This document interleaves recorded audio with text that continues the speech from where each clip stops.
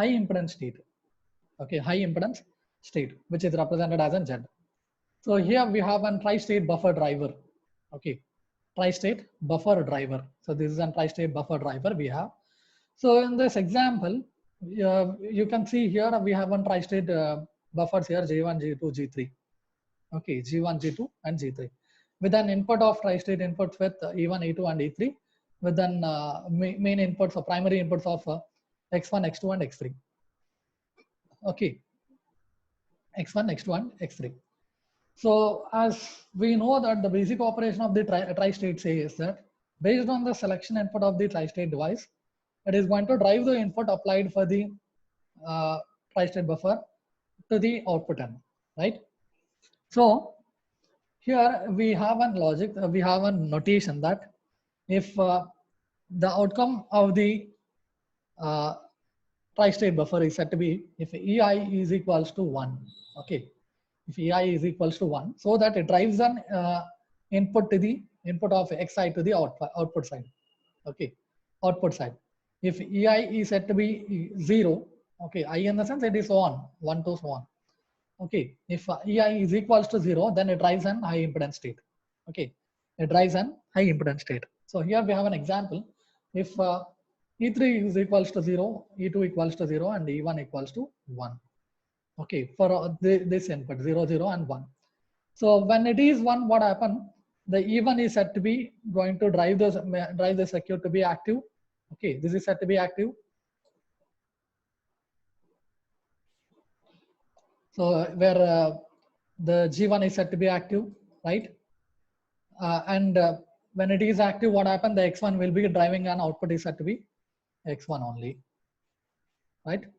As the same way, when we have an X2 over here, X2 based on the input of E2, where the input E2 is set to be 0, so that this is set to be inactive. So when this is set to be inactive, what happens? It is going to drive an output is set to be Z. Why? Because based on this case, if EI is equals to 0, the case of outcome will be as an high impedance. So that's the reason we got an high impedance over there. If X3 is set to be as an input for the next tri-state buffer, based on the input of E3, if this is 0, the output is set to be Z. Okay. So totally, an outcome of this tri-state buffer, what happened? This is going to drive to the output of an X1 is going to drive to the output of an driver circuit. Okay, as an output Y. And here we have a pull up and pull down resistor, which is going to drive for the next logic circuit. Okay. As the same way, similar for one more example we have. If E3 is equals to 0, E2 equals to 1, and E1 is equals to 1. Okay. E1 is equals to 1. So what happens here? So here the case comes here. If E3 equals to 0 and E2 is equals to 1 and E1 is equals to 1. So what happens? These two are active. So that E1 we get the output is set to be X1, X2, okay, and X3 is set to be as an Z. That is what high impedance. Okay, which is set to be Z, high impedance. So on this relation, what happened? You'll be getting an where X1 and X2 are set to be the high output logic we have. So it drives an based on the input end. If it is X equals to 0, it drives an 0 to the 1 and 0 to the output end. If it is of X equals to 1, it drives an logic based on the 0 and 1 end. So that this state will be representing the outcome of the Y is represented as an undefined. Okay, undefined. For the second case example.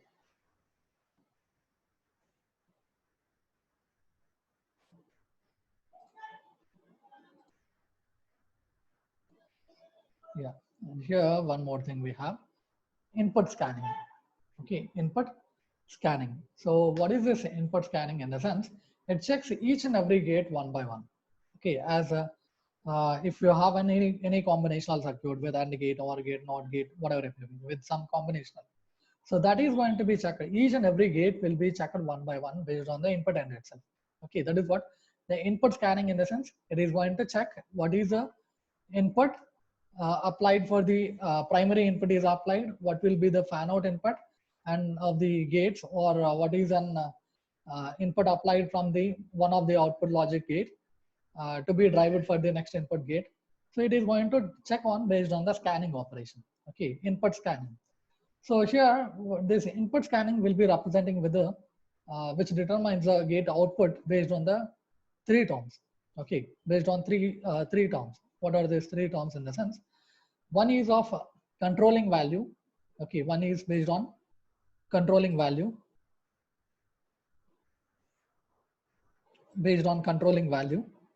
and the second one comes out with inversion value, and third one comes out with undefined value. Okay, undefined value.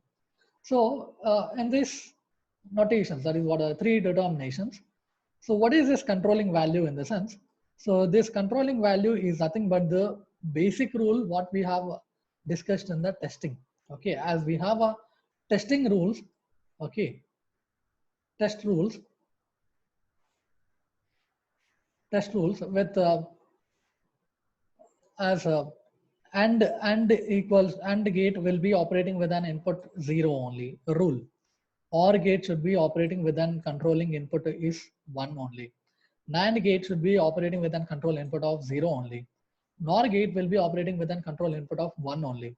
So these are all the rules which we have already discussed in the test rules itself.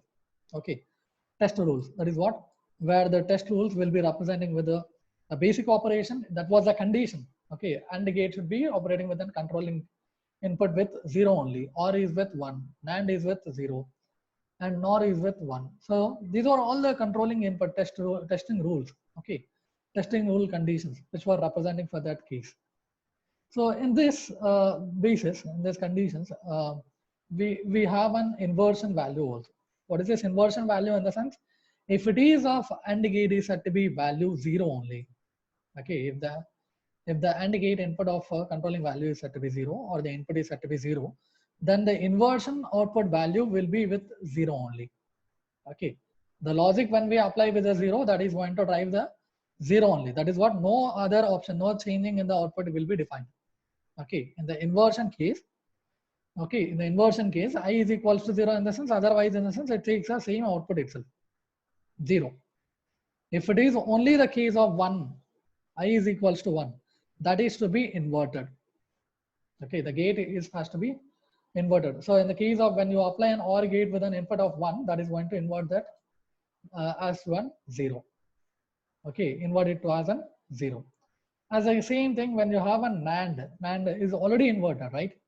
So NAND is already inverted. So when we have a 0, that is going to drive it for 0. So 0 input in the sense, otherwise in the sense, what you have an input, that is going to be derived from that. So 1 will be getting as an output. And NOR case, it is already 1. Okay, 1, it is complement inverted operation, you'll be getting a 1 only. So and comparing with the values of outcome of inversion, what happened? AND and OR depends upon the inversions of 0, 0. NAND and NOR depends upon the inversions of 1, 1, right? So that is what this case of input scanning defines. And undefined in the sense, that is for 0 or 1. Okay, 0 or 1 keys.